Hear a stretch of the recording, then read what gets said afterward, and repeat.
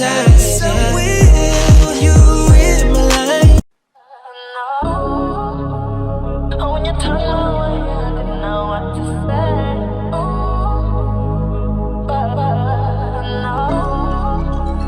Oh, when you turn my way, I didn't know what to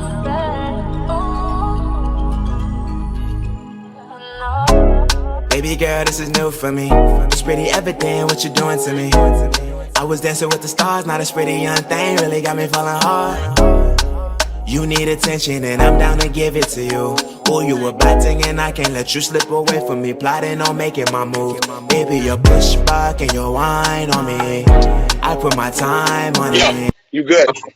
Yo, what's good, everybody? It's your boy DJ Uncle Dope, and I'm checking in with one of the most brilliant guys I've ever met in my entire life. Been knowing him my entire life. He goes by many names, but for me, man, I call him Big Bro, Big Boss. I want to welcome y'all to Dopee Conversations, and I want to introduce y'all to my guy, Garrick Jones. What's going on, everybody? So, thank y'all again for checking in. Like I said, I got my guy Garrick Jones. He is the I call him the general manager hopeful for the Houston Texans. And the reason why I call him that is because this man has a long history with the organization, and he has a lot of visions and a lot of things that he wants to do with the Houston Texans and bring that organization to a level of competition and a level of respect and notoriety in the league. But today's conversation is really, really more about how he got to this point in his life to where he can even have a conversation about being the general manager. So with that said, ladies and gentlemen, Garrick, go ahead and tell everybody a little bit about yourself before we continue to have this conversation. Okay, well, first of all, my name is Garrick Jones. I'm a veteran of 3 different professional leagues. Had the opportunity to play a lot of ball against a lot of great players, and held my own. So I did what I needed to do out on the field. But for me, man, it's always been about business. Coming from North Little Rock, Arkansas, it's not a lot of activity out there in regards to business. I mean, it's pretty much a cap on what goes on out there. But I've always had that entrepreneur spirit by starting my own graphics design company and marketing company in the 9th, 10th grade with one of my good friends, Stacy McKinney.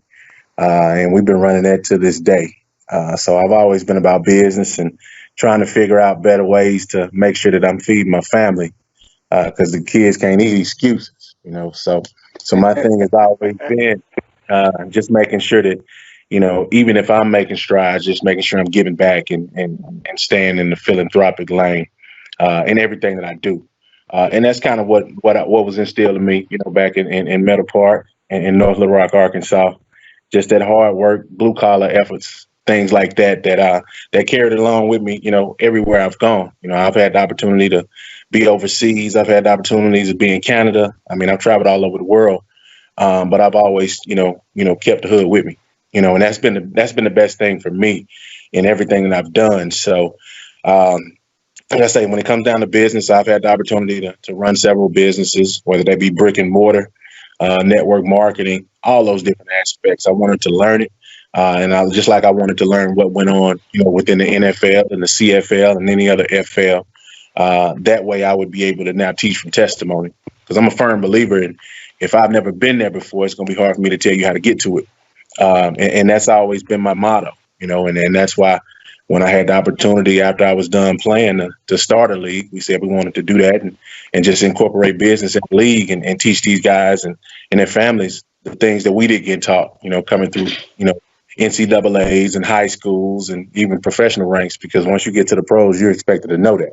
And it's unfortunate that if you've never been exposed to finances and business and entrepreneurship, you don't know anything about it. And X's and O's don't always equate to good business, when you're done playing. So for me, man, I got a rich history in business, but now it's time to take it to the next level and build up these teams the right way and cross some lines and make the history that other people read about. So it's time to make it happen.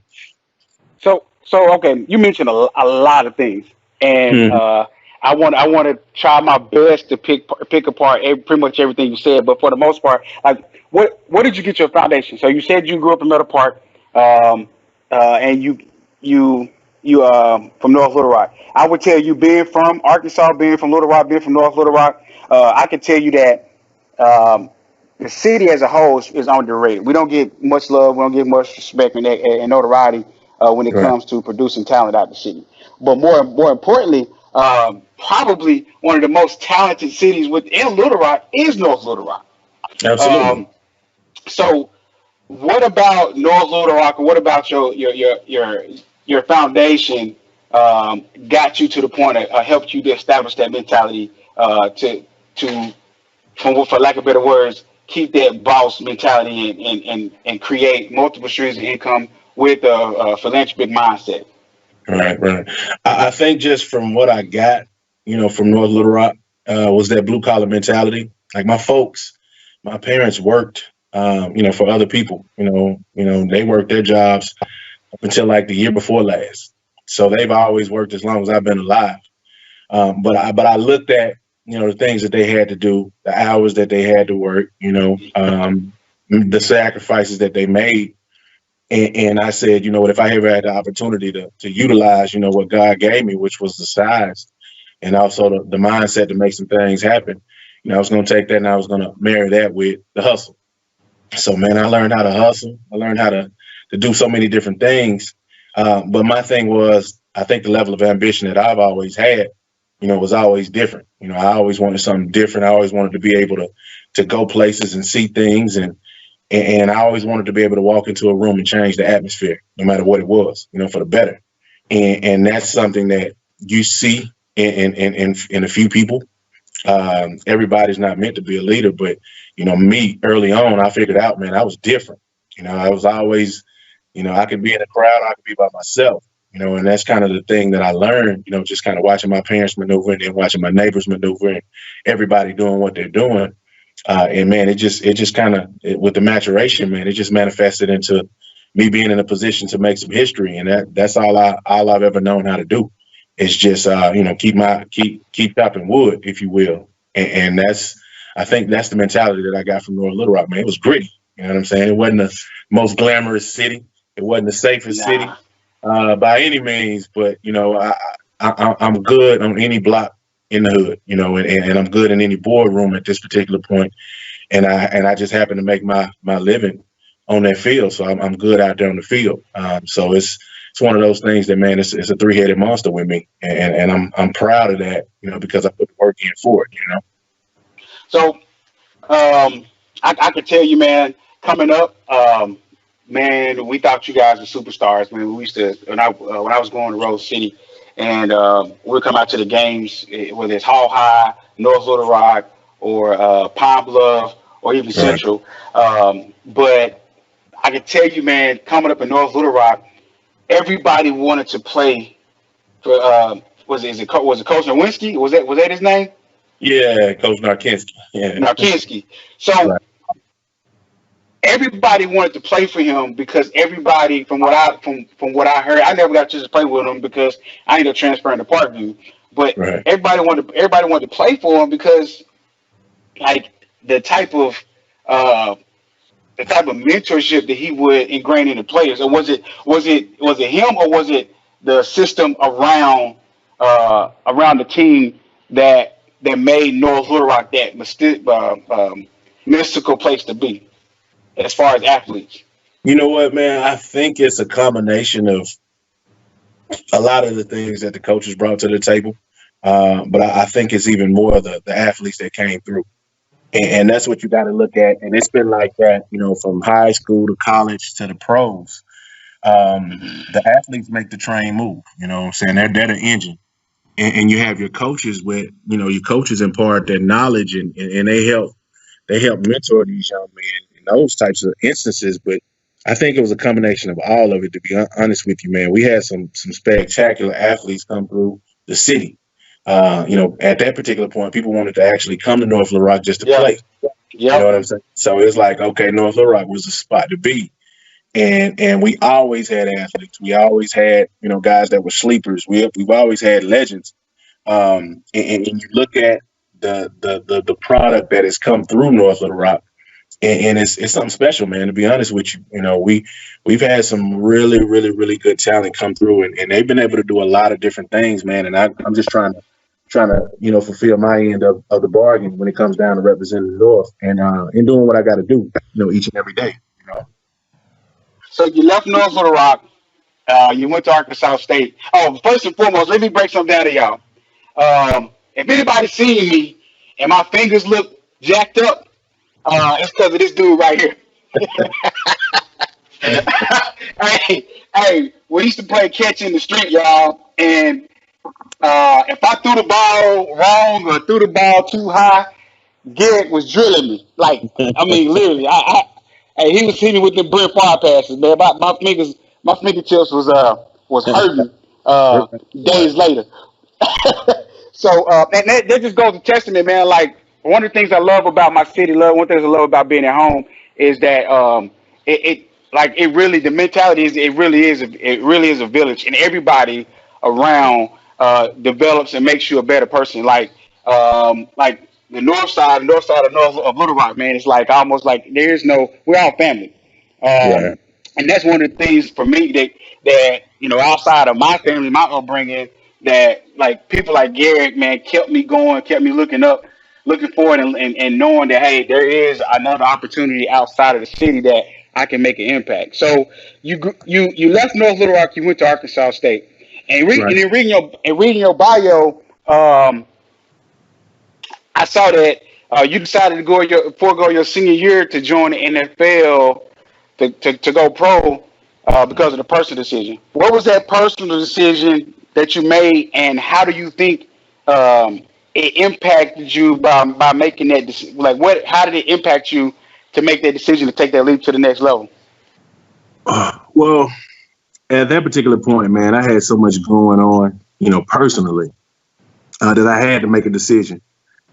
Because, normally when you go to school, you're going to school, to get your major and do what you need to do and all those different things, man. And it just was so much going on at school at that particular point, with the coaching staff and the different things with my major. And, it was a lot, man. And then I had, issues going on back home, and I got to a point, man, it's like I had a fork in the road and I had to make a decision.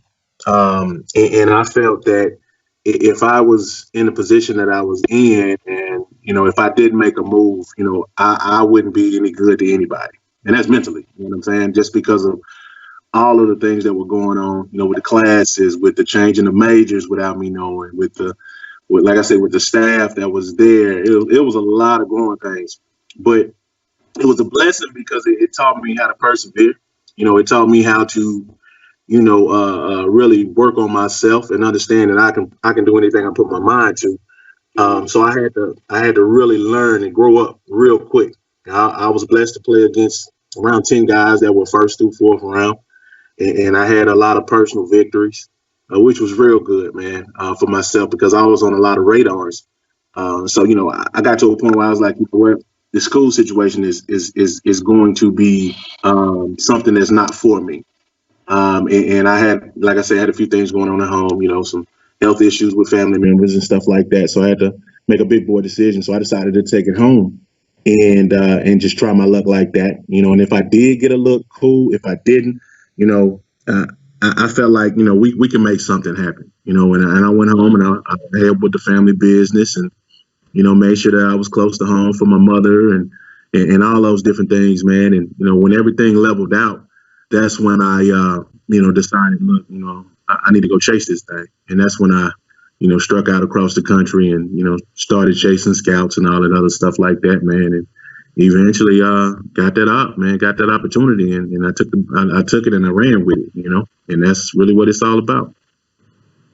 Okay, so man, we done did a couple of events together, man. I think the one we went to, you did an event, a paint party in Houston, and we had a conversation prior to the event, and you kind of like put in perspective of what it's like for an athlete to take that journey to want to, and in my opinion, kick the doors down to the NFL. Right. And I don't know if we're gonna get in trouble for saying this.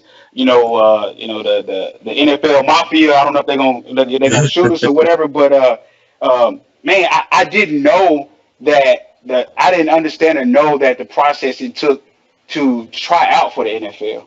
Like I didn't know how financially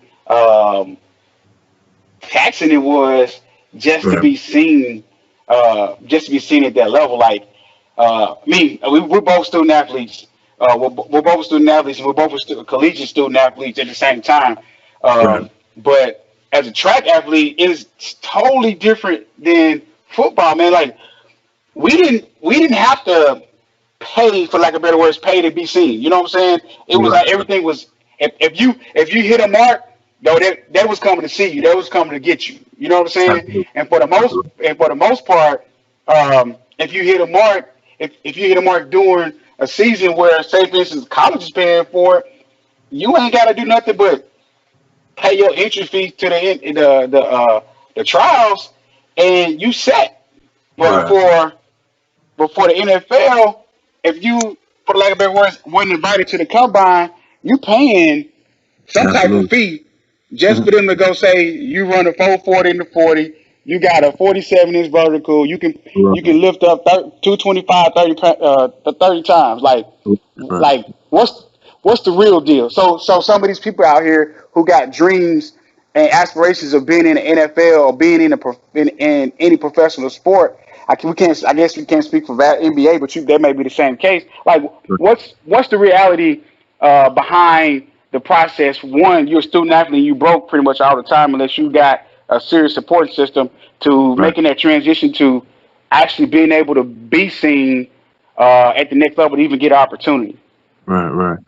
Well, it's about education. It's about being exposed to what the reality is, and that's a lot of what I do with my developmental league with these athletes. So it's the same way with the fans. The fans don't really know exactly what all goes into it, but it's very extensive. It's one of those deals where there's a reason why guys get paid the money that they get paid, and it's a reason why less than 1% of all athletes make it to the NFL or even professionally at that rate. Each year there's around 16,000 draft eligible players, and that's compounded each and every year. But when it comes Dang, down to that's a the lot. draft, yeah, it's a lot. When it comes down to the draft, you're only looking at 255 to 256 guys getting drafted Out of 16,000. out of 16 racks. Yes, sir. Every year, compounded. So you think about, the odds of making it, and this is the realism of it. You have to really have something about you that differentiates you from everybody else, and to be in that less than 1%. I think 47 to 48% of that 1% is the guys that are free agents. So the guys like myself that came in that made a way out of no way, that type of deal. The guys that are blue collar that are fighting for their jobs each and every day. Mm. Because in the NFL, there's no job security, for a guy like myself, because they're bringing somebody in every week to replace you, and people don't understand that level of stress that's there, trying to keep your jobs. Those type, man, it's a big business, man. It's a wonderful game, but it's a terrible business in the same breath. And those are the things that we try to teach and try to just get people to understand, that it's a different monster. So you have to learn the language so it's not a foreign language to you. But yeah, realistically, and this is what I tell the athletes, man, I can be in front of 400 or 500 athletes and I'll tell them, man, listen, um, none of you guys will go. So, you got to really look at it for what it's worth. But 100% of you guys will have bills, babies, and problems. So let's figure that out and get you to where That's the now. truth. Yeah, no, that's the truth. You know what I'm saying? Because that's what we're about. It's about developing the whole athlete, their families, and being able to teach from testimony. Like I say, if I haven't been through it, it's hard for me to teach you about it because I've gone through everything that you can go through when it comes down to a career, before being a professional athlete, after being a professional athlete, the hardships, the triumphs, the divorces, the bankruptcies, all this stuff, man. I've been through it all. But that's my lesson plan. I get to teach from that. And that's one of the things that I really love about our system with the SDFL is we teach from that testimony, and And me being the treasurer of the NFLPA Houston Chapter, it's about 1,500 guys here that are former NFL guys. All of us have a story. So now it's just, trying to get that story out to the athletes and their families so people know, and exposing them to what goes on and educating at that point. So you mentioned you're developing. You have this States Developmental Football League. So again, I've been following your whole story. How are you? Or what are you doing to connect or reach the individuals before they even get to the collegiate level? Well, it's about working with. And, and, and, and, the, and the reason why I asked that is because, again, collegiate athlete. If I would have had somebody that's really schooled me on what did I needed to do to ensure that my collegiate career was a little bit less stressful, I would Right. have appreciated it a lot. So, Absolutely. like, I talked to my oldest man about the clearinghouse.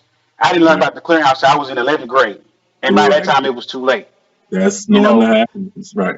and you looking at your grades and stuff, you're like, man, so you mean tell me, but in the ninth grade, I was sitting around here, for lack of better words, bullshitting around with school, and I'm in 11th grade. Now I got to score this in order to get this on the ACT. Yes, When sir. if I started at the right time and I kept that cumulative GPA and I was able to maintain at least an average level of ability, Right. somebody would have been paying for me to go to school. Absolutely. Absolutely. So, That's so and that's what we do. It's about exposing as early as you can get them, right? So we have a youth division of our developmental platform. We have a women's division of our developmental platform. We have the men's division, and then we have a wheelchair situation dealing with former military that have had some challenges that now they get a chance to do that. So I have to tell you about that in a bit, but we have yeah, that in the pipeline as well. Um, but it's all about education. That's the biggest thing. Coming from where we came from, we were never exposed to that. right. It's all about you going through and learning on your own, and then trying to give back. And that's basically what the situation has been.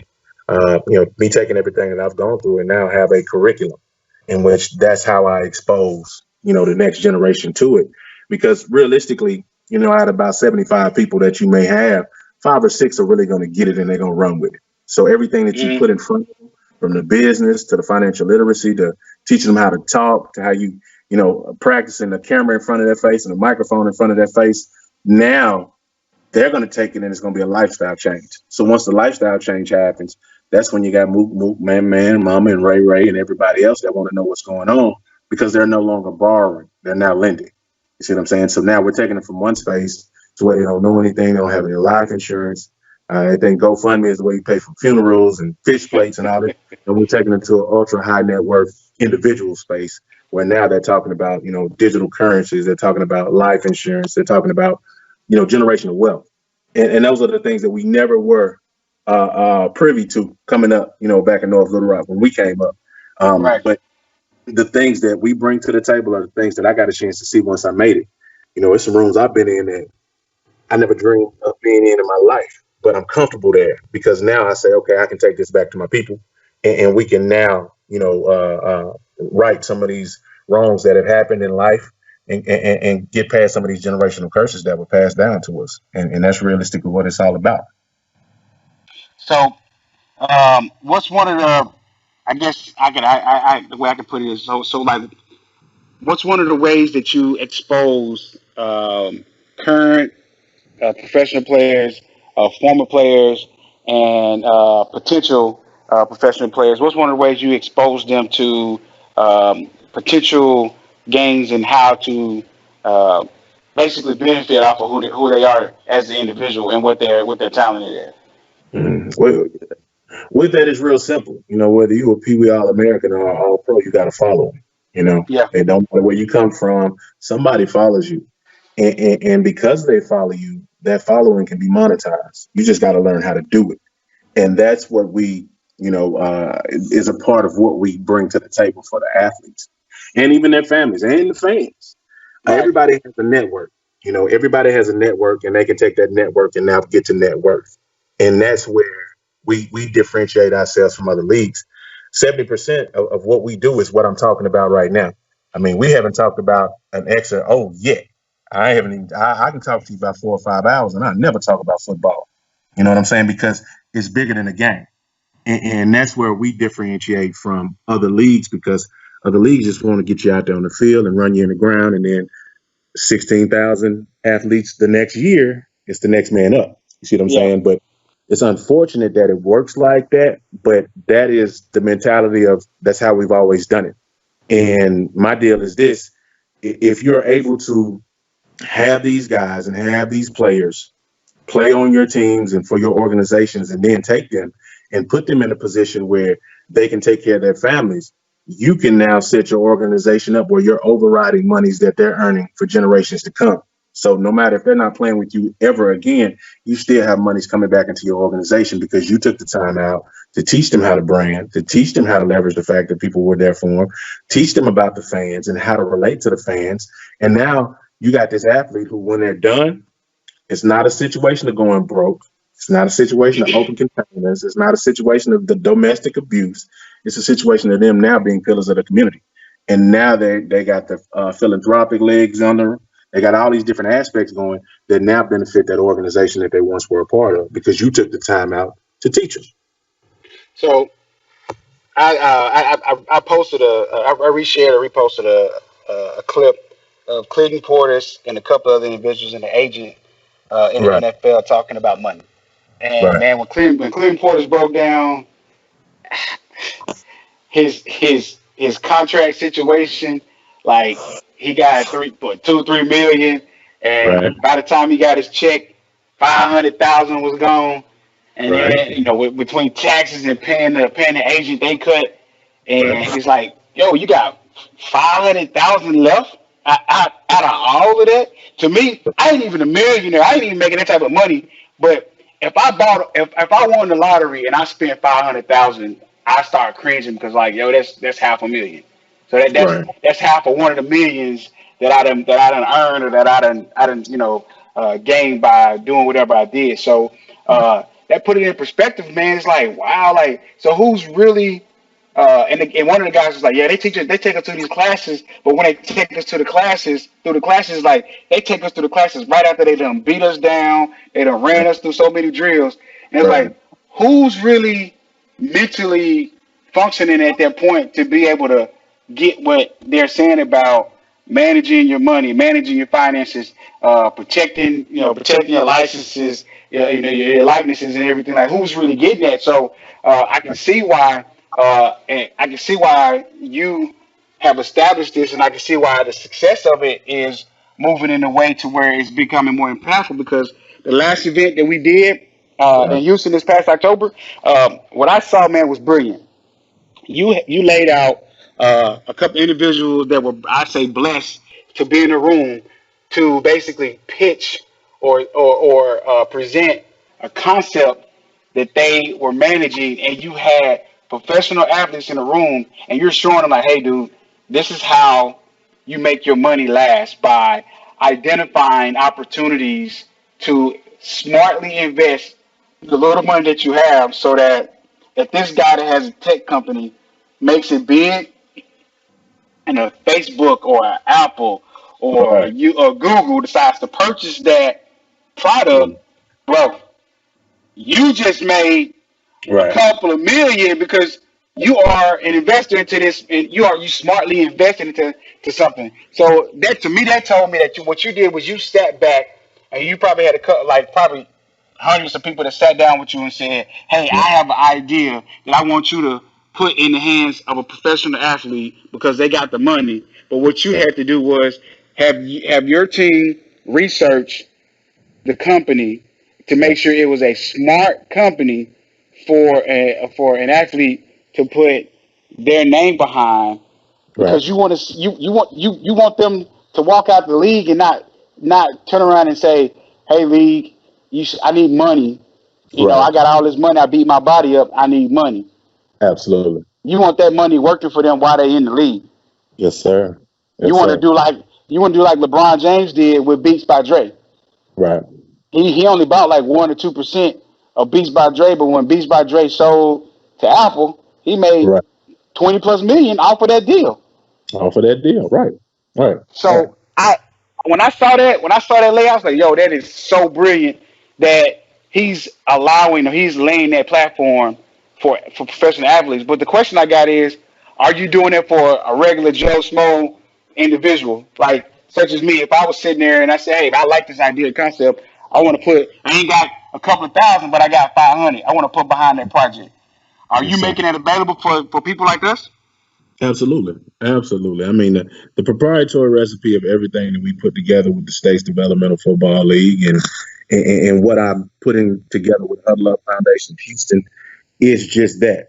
It's for the people. It's not just for a particular brand of people. It's not for elite athletes. It's not just for the upper echelon of management or whatever. It's for the people. And when people are exposed to different practices and when people get the opportunity to be educated on it, now they get a chance to now put themselves in that vision and they figure out their purpose. When it comes down to leadership, man, it's about transformational leadership with me. I can take a group of individuals and say, hey, listen, this is the end game, right? This is what we're going to do. This is how we're going to do it. But I'm going to delegate things to you guys because number one, I trust you. Number two, I want you to be uncomfortable so you'll grow.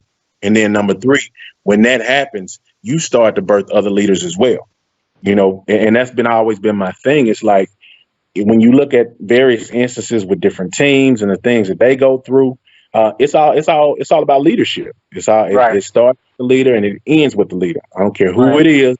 It's all about leadership, and that's why the body of the NFLPA Houston chapter, they said, man, listen, we see everything that you're doing, and we see the moves that you make. We see the hustle that you have. We want you to be the president of the Huddle Up Foundation of Houston because we feel like that you can do it. Because unfortunately, when guys are done, they fall into obscurity because they're no longer being cheered for. They pretty much been hiding behind their helmets their whole career. They don't really know how to talk to people. They've never been developed. And that's what I'm doing with a lot of the older guys now is I'm teaching them all the things that we teach the young guys and we teach their families. I mean, we have programs set up for the spouses where now they have their own identity. So as these guys are out chasing the dream of making it to the NFL. In the event that they don't, their spouses are still good and they're making money and they have their own identity. So there's no regrets there. And then that's when you get into the whole family dynamic and all about communication and all those different things. So everything you talked about is the curriculum that we've been working on for years, and it's things that I've gone through. So everything you done said so thus far, man, is it's like for you guys out there listening, man. It's like that's to me, is why a person should be a general manager for a team. I get it. The general manager is he or she makes personnel moves to the benefit of the team, so the team can grow. Eventually get to the point to win a championship. But he's about the people. He's about. I think that everything you said, man. We practice and preach that in the military. Right. And to include, we got what's called the Key Spouses Club, where we got it set up for military spouses. I think that personally, if something like that, if a person like that was the GM for a team, I think that the mentality of the team would be different. I think the energy of the team would be different because at that point, it's like they know they playing for an individual that actually, for lack of better words, gives a shit about their welfare and well-being, not just you tearing your body up to get a championship. Right. Is, hey, while you over here beating your head up against the wall to get to the end zone to help Deshaun Watson put that ball in the end zone. Hey, Right. over here you need to be knocking this out too, so that when Right. if you break your leg and we gotta replace you because we're gonna replace you, You're gonna get replaced. you straight. You know what I'm saying? The NFL can only do so much for you when after you play. But I need to make sure you straight right now, so you're not losing sleep over.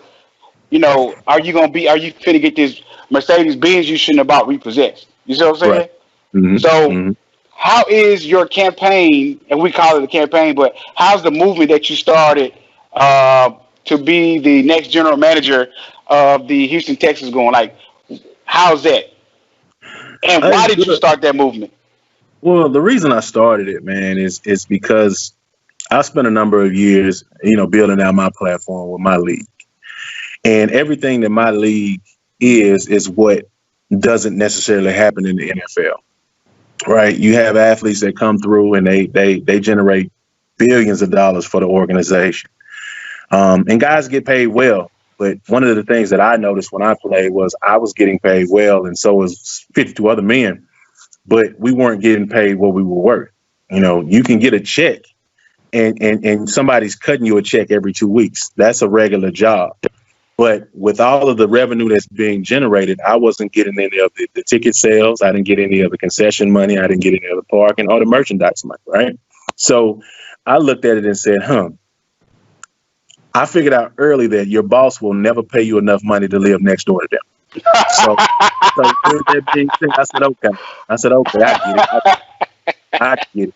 I get it. So, as my career, progressed, I began learning all of the different ins and outs of the business. So, I mean, I was talking to CEOs, I was talking to team presidents, I was talking to general managers, and I was asking them questions. And while I was with the Houston Texans, I would be going to various functions after practice. So eventually, I was at an event where Bob McNair was there, and we would see each other in passing at certain events, throughout the city.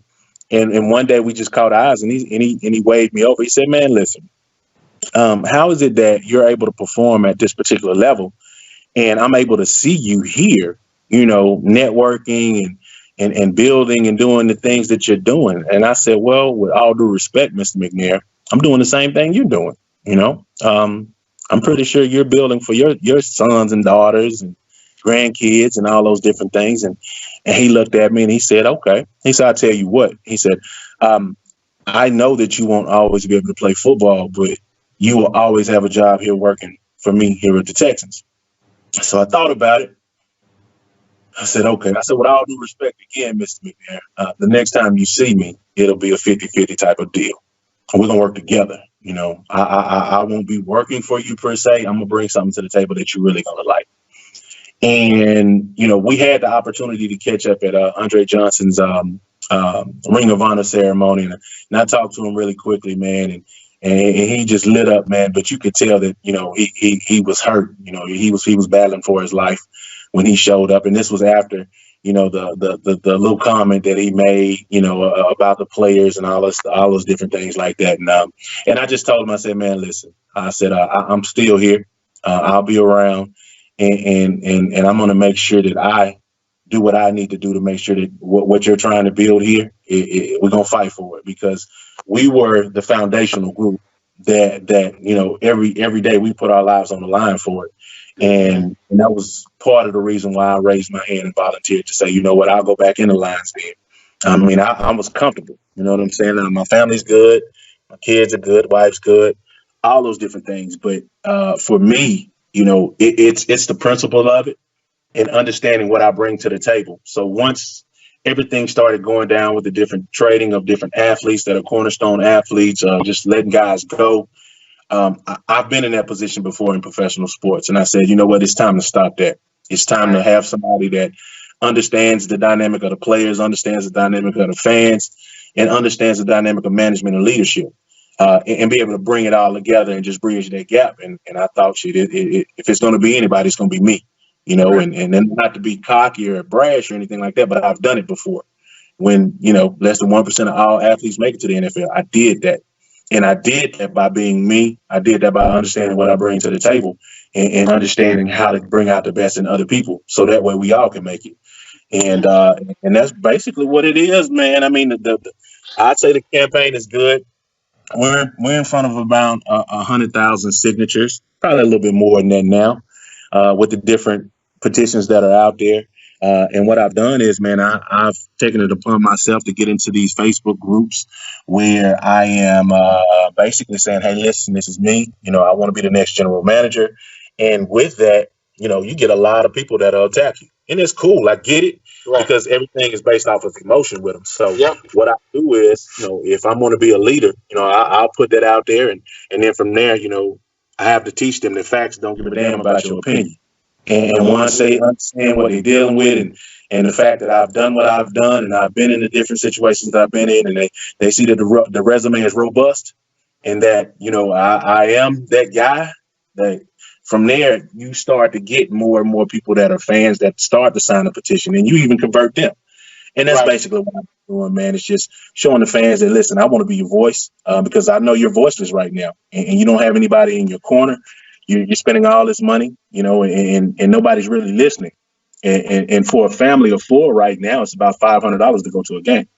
And I'm like, nah, that's not going to work because it's a lot of money. So if you break down the numbers with 100,000 signatures, and you divide that by four, that gives you 25,000 sets of four, sets of families or whatever of four. And if you take that 25,000 and you multiply that times that 500, that's $12.5 million a game that I'm in front of. And when you bring me in, now that influence that I'm bringing to the table, that's for me bringing and doing what I'm doing. So when we talk about the proposal and we talk about the interview and the resume and all those different things, bro, if you put me in a room, I'm eating. And they're understanding that I'm there for the greater good of the deal, because I don't want to see this team lose revenue. I don't want to see this team having to go to another city. Right. I want to finish what Bob McNair started, because I learned a lot from him in business, man. And one thing that he told me and told a lot of guys is, if you can separate the emotions and the logic in business and make sure you're dealing in logic, you're going to make a lot more sound decisions. And right now, everything that's going on over there in that building is about emotion, and that ain't gonna get it. We can't do it. You know what I'm saying? Can't win with that. That dog won't So hunt. so you said 100,000. You got 100,000 signatures, y'all, right? And just so y'all know, 100,000 people don't fit in that stadium. They don't. So what he just said was he got about 2.5 games of people that's behind him. Could be three Oh, around. that's the entire season. So you look at $12.5 million on the entire season. Now that's people who are Now physically here. 17 well, actually, it's 17 games now, plus the preseason, and then if they make the playoffs. You see what I'm saying? So So, you're talking close to 25 games a season.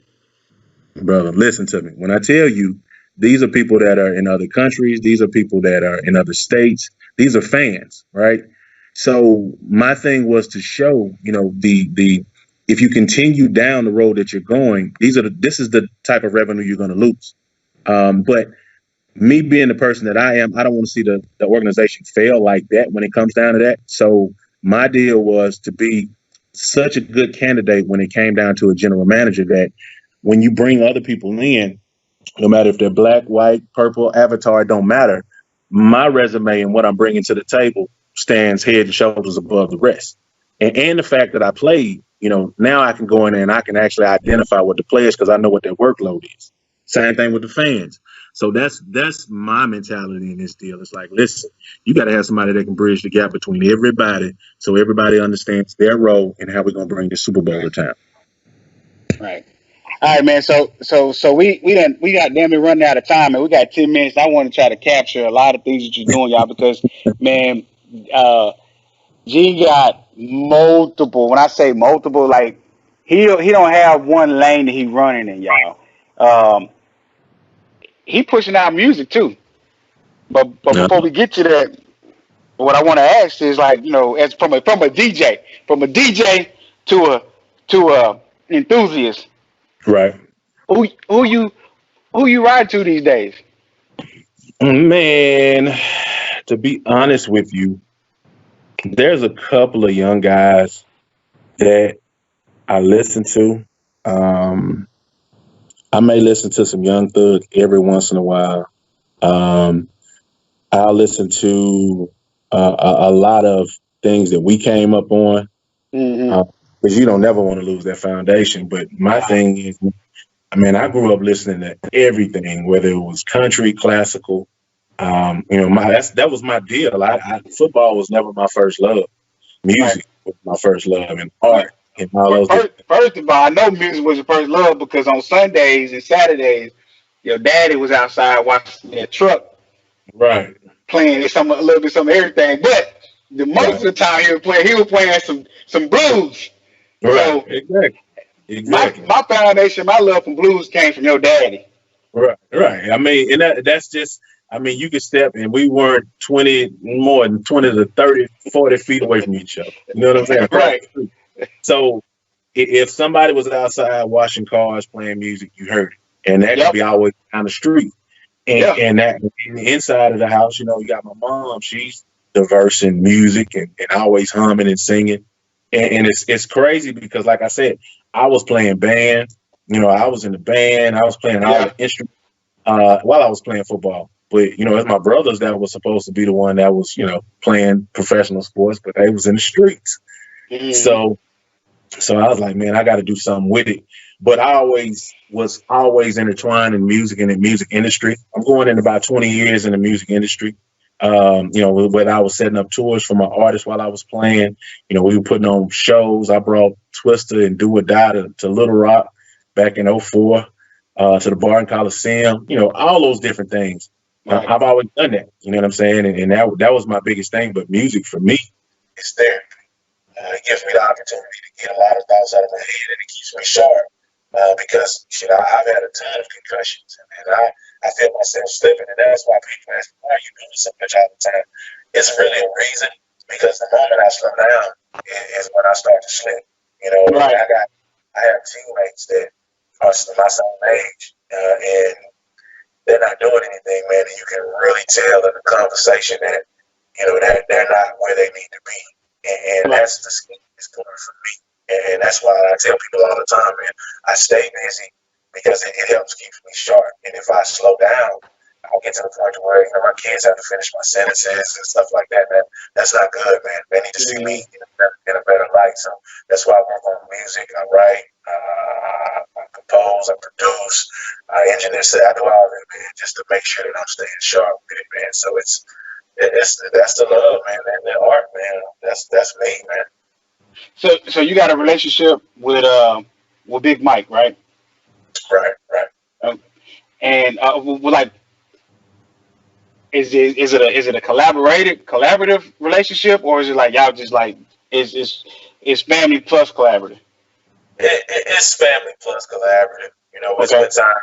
We'll link up and we'll just talk about life. And just different instances and those types of things. Just check up on each other. But I met Mike back in '08. When I was doing some stuff music wise while I was up in Canada, Hmm. and we actually put a album out.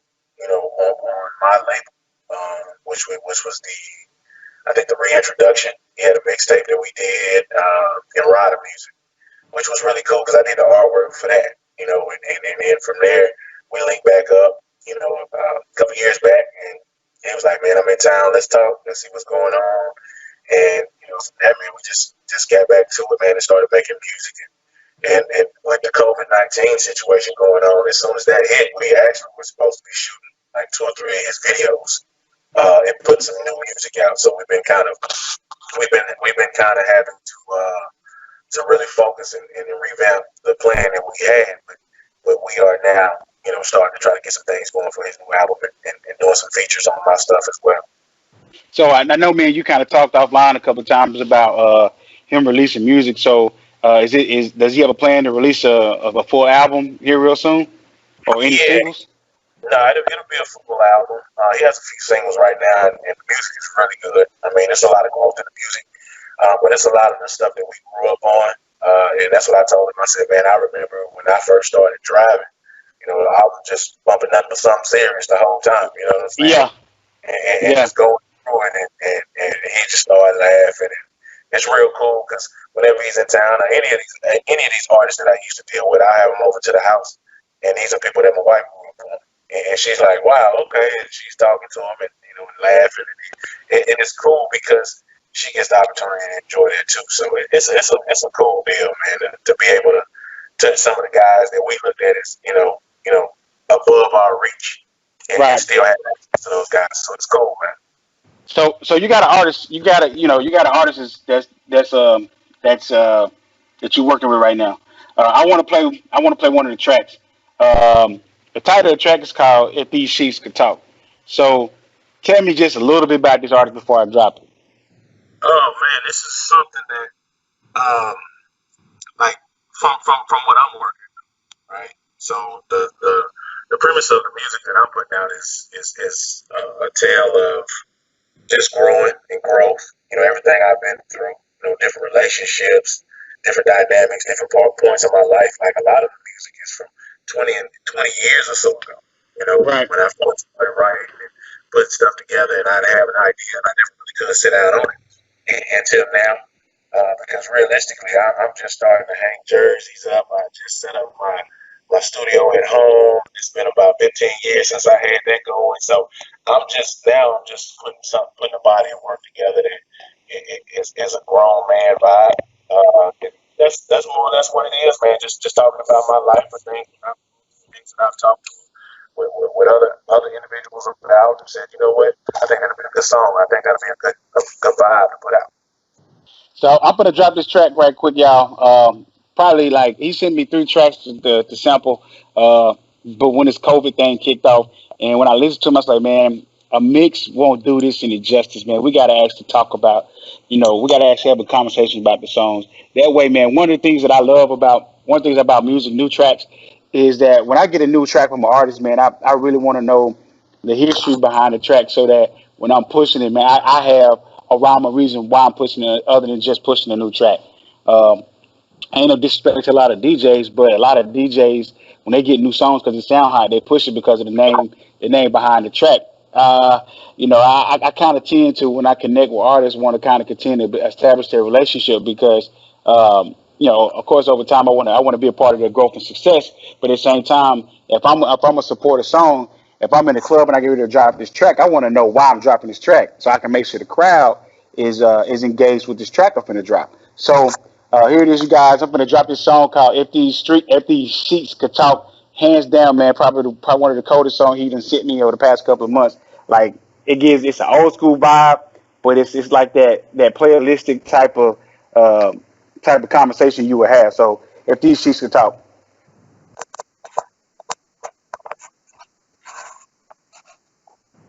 Crowd is engaged with the track up in the shot. So here it is, guys. I'm gonna drop this song called If These Sheets. I'm deep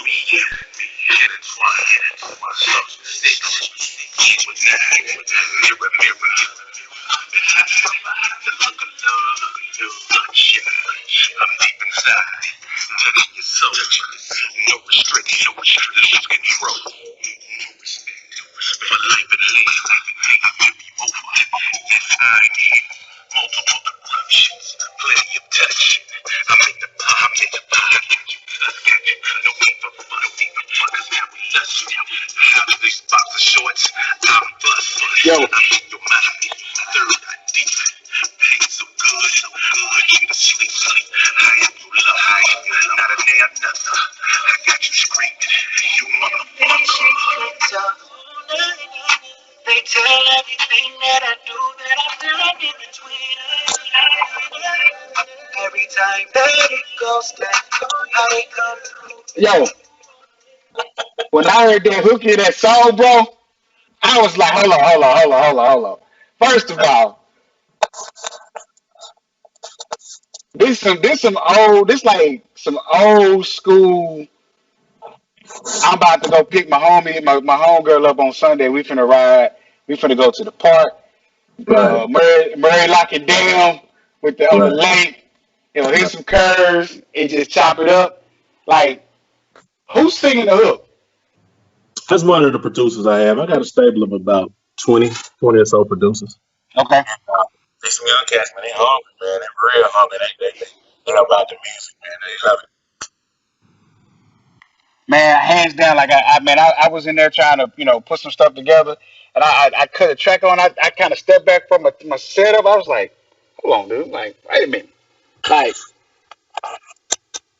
this song don't do like a mix ain't gonna do this song no justice because the way the way the DJ game going right now, man, it's about man, I'm gonna get fired, man. I'm gonna get blackballed in the DJ game. It's just about shoving music down people's throats at Right. at this juncture, man. Because I feel like a lot of DJs just want to be seen, but they don't want to entertain no more. Right. Um, and to be honest with you, that's part of the reason why I'm one of the ones, the few that's not going live, man. Because one, I don't like how social media is treating the DJs, and Right. two, it's 17,000 DJs going live every 5 minutes, Yeah. So but it's that. and it ain't no real difference between each DJ. Yeah. You know, it's entertainment, and as long as you're doing it for the people, Right. I can rock with that because um, I also believe with this COVID-19 situation, the emergence and the importance of the DJ did come back. Yeah. And this is to anybody out there listening, man. What are y'all gonna do for the DJs when we open up? Are y'all gonna go back to lowballing the DJs, or y'all gonna actually take care of the DJs because the DJs was here for y'all when we ain't had nothing. Just remember Right. that. So Absolutely. when you with the tracks you got, with the music you doing, like, what's the plan? So say you get this GM position, right? Mhm. How are you gonna be able to manage the music side at the same time?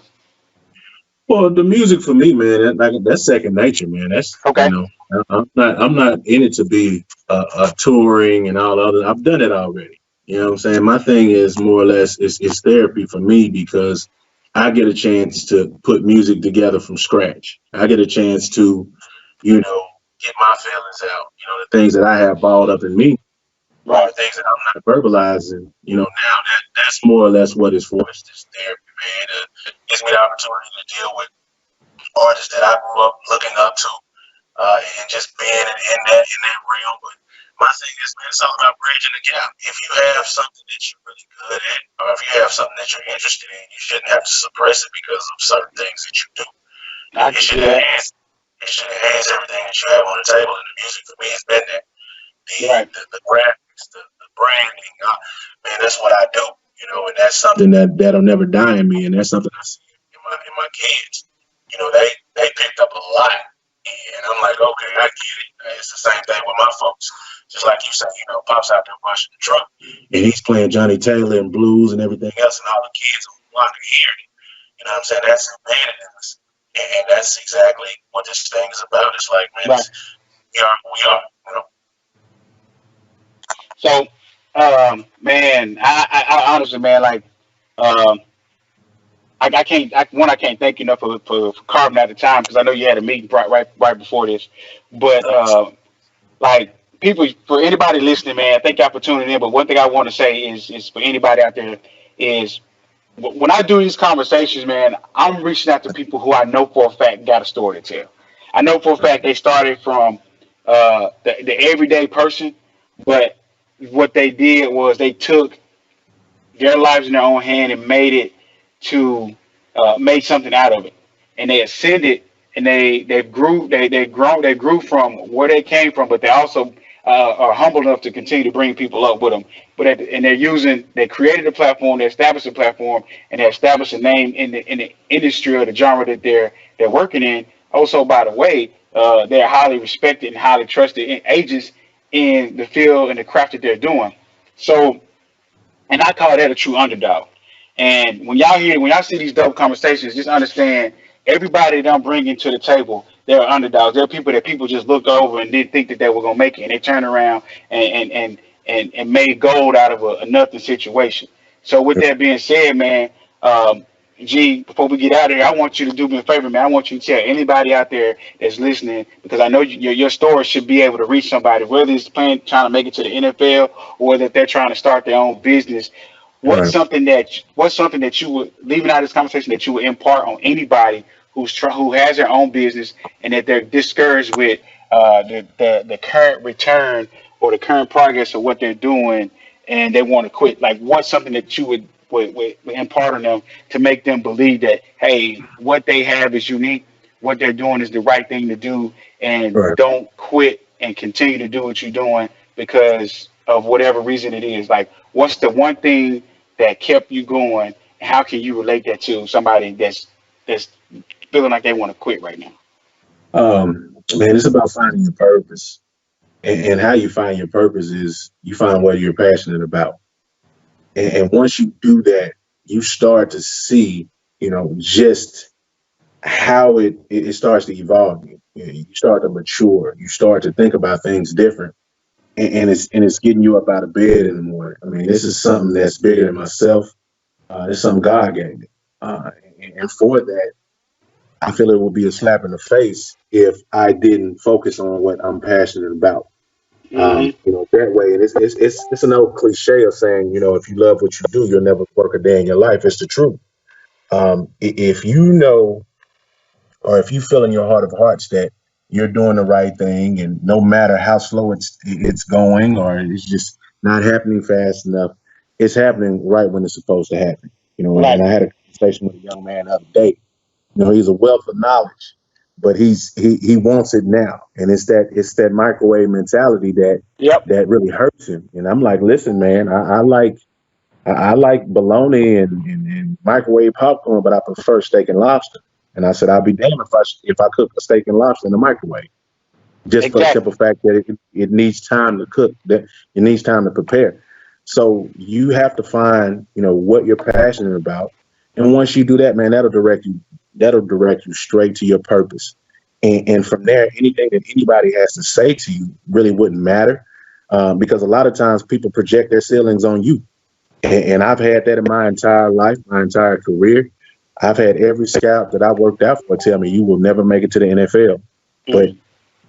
2013, they were at my All-Star game and had the ghost face on, like, this is your game? Yes, sir, it is my game. Yeah. I appreciate y'all for coming. You know what I'm Prove saying? me So wrong.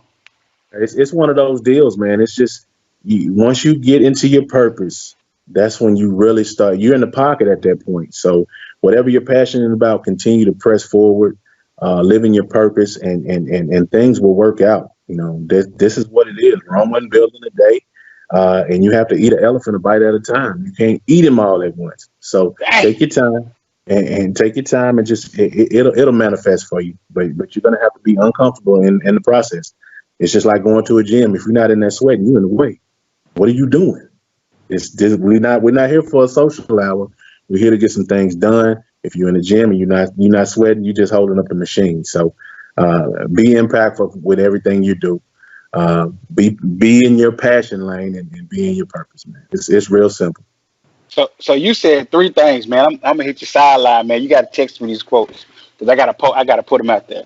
You mentioned you referenced you don't want your steak and potato dinner making it made in the microwave. Absolutely. You can't eat it. You can only eat an elephant one bite at a time. Yes, sir. And if you're in the gym and you ain't sweating, what you doing? You in the way. You taking up space. Taking up space. And what's the thing about it? Oh, It's all common sense, man. But oh unfortunately, man. it is what it is, man. It is what it I, is. hey, my sister gonna like the sweating comment. Uh, I can tell you we right gonna now. we gonna love it. Man, All right, y'all. I said what's up, man. She on right now. I tell her you said what's up. So, Okay. hey, so we went over our time. Dope. I really want to say I want to thank everybody for tuning in, and I want to thank Mr. Garrick Jones for stepping in and giving some words of inspiration and telling the story. So, biggest thing is this: find your purpose, take your time. And understand that just because people don't believe in your intent, they don't know your why, reason, or how.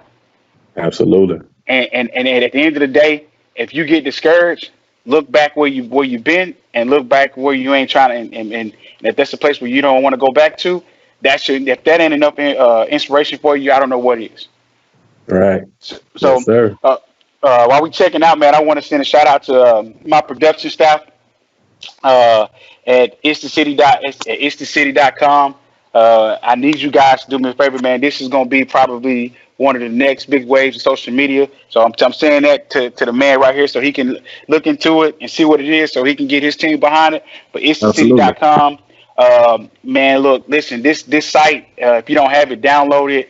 It's one of those places where even though we're using the platform, but Facebook, man, kind of blocks you from doing what you want to do. Itsthecities.com is developed and established just for people that have events and have something to say They won't run into the brick walls and algorithms that keep them from being a voice and promoting their businesses. So Nice. if you guys need website development, photography, videography, and podcast productions, I need you to contact these folks at info@isthecity.com. That's ISTHE city.com for all your needs. That's who hooked up my show tonight with the graphics and designs. And Nice. also shout out to my girl B Michelle. We partners. I work for her, however you want to look at it, but she's a really dope individual when it comes to brand management. So check her out as well. But what we're gonna do is we're gonna check out of here when I drop and I'm dropping the song before I get out of here. It's from my boy, one of my closest friends, former Bad Boy South artist JC. He just dropped a new track called Quick Trip. So we're gonna go ahead and drop that, and we're gonna exit out of here. G, I'll holler at you. Appreciate you, brother. Yep. You need like quick